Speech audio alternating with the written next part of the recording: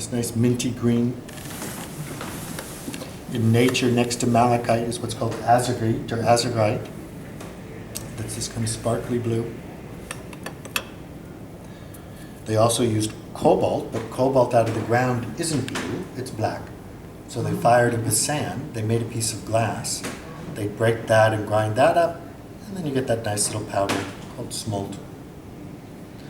So where some are just the stones ground away into powders, others are a little more complicated. So these three were complicated, and they were also poisonous. So it's always nice when somebody points that out.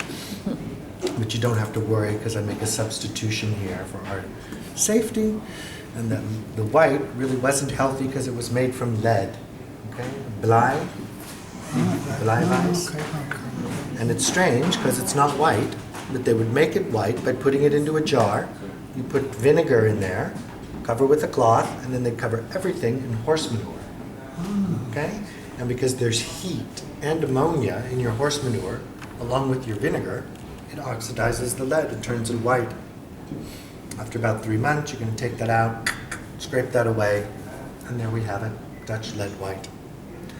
A Dutch lead white that was invented by the Chinese 3,000 years ago, but that's a whole other story. Names are names. This is called a lead tin yellow, or sometimes a Naples yellow, because it was invented in Naples. But it's they would heat up tin or pewter, add some powdered lead, they chemically react, and you get that bright yellow, lead tin yellow. And the third one, not so healthy, was that red, because that was mercury and sulfur cooked together. Yeah? So don't lick your brush. Bad habit. But this red, this is called carmine red. It's going to be healthier. It's made from these. And what that is, that's cochineal. Cochineal? Those are cactus lice. Those little bugs from Mexico. So you find them on the cactus. You have to pick them off, dry them out, get that, grind them up, you get purple. But then you'd have to make a dye out of this. They dye a pigment with no color, chalk, kreiden, and then you get this red called carmine red. And that'll make it more light fast than using just those little bugs by itself.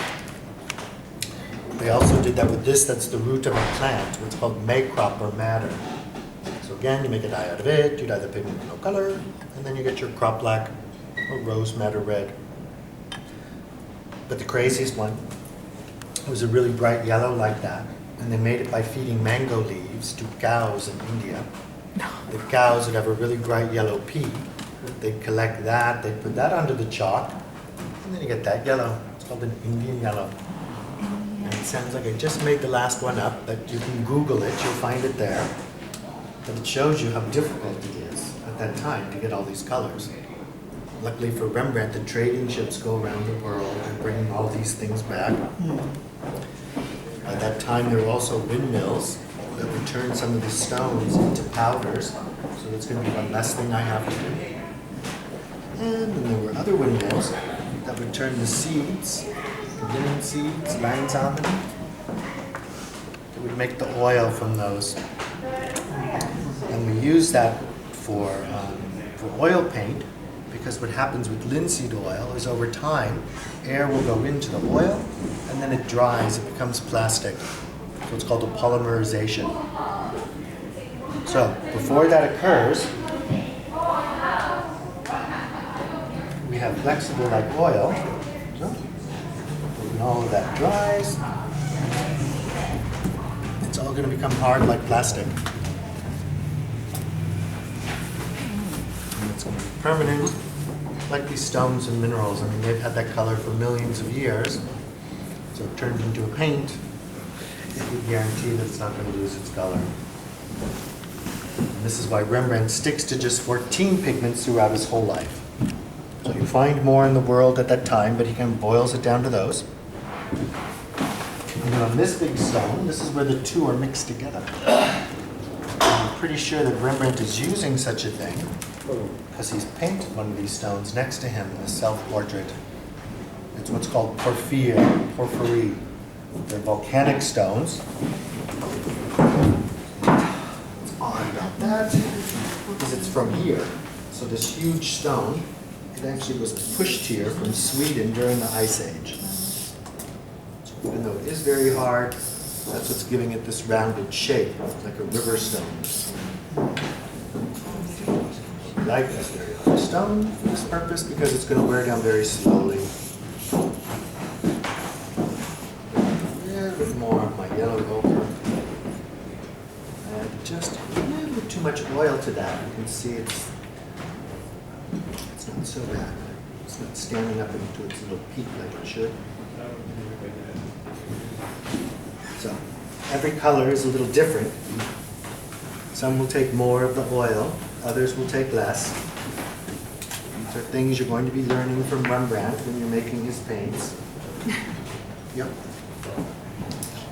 The things that you learn is if you go from your lightest colors to your darkest too, you don't have to clean up as much along the way. It's always handy. I'm going to make a little more of my yellow. My yellow ochre, again, is simply this stone from southern France, ground into a powder. And now a little oil. The trick is, again, not too much. So, 1, 2, 3, 4, 5, 6, 7, 8.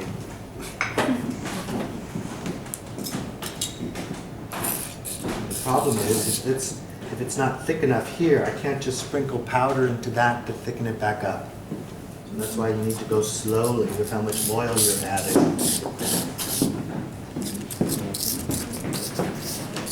And again, it's not such a big deal for somebody like Rembrandt, this slow-going process. That's because his students do all this work for him. Believe me, you have to be a student at one part of your life, so I'm pretty sure Rembrandt has made enough paint to know what he's doing. What you can't do is you can't just stir like this until you've turned it into paint. You need a little more pressure. That's why we're on this big stone. A little drop. This is where it's kind of like cooking. Then I'm going to use this stone to rub that oil and pigment around on the surface and create what we call an emulsion. At this point, it's just kind of a pasty little blob here. And if I tried to use it as paint, the oil would start to leak out of the pigment. They're simply going to separate on me. Keep them from separating to create our emulsion. This little action. And it's not terribly difficult, but trust me, if you're doing this the whole day, you feel like you're getting a good workout.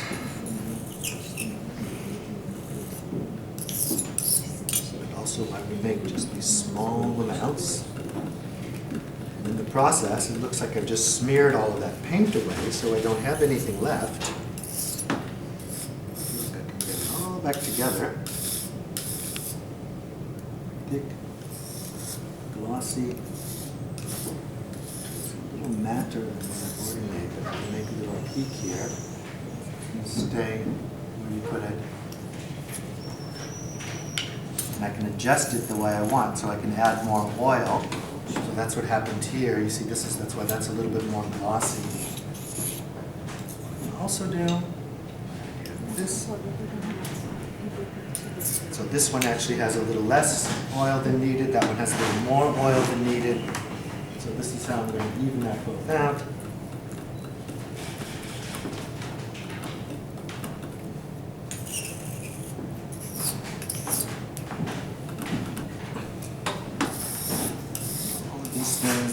With experience.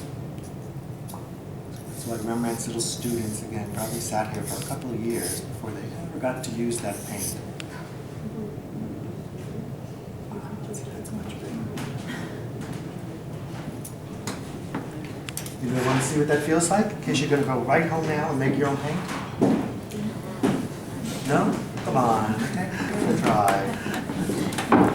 You want the stool and everything?